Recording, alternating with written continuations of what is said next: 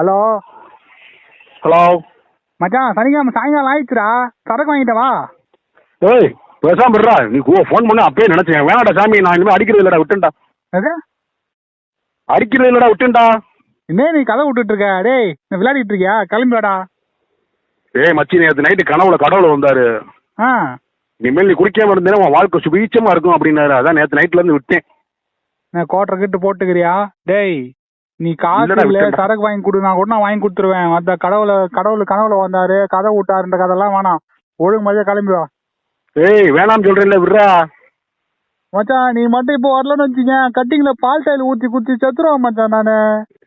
பொறா சாமி, நேற்று கடவுளுக்கு ஒத்த கணக்கு திரும்ப வேற உன்ட்ட சொன்னாரு. என்ன சொன்னாரு?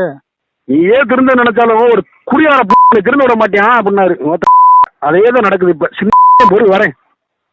வா மச்சான். திருந்தே விட மாட்டாங்க இவ்வளவு.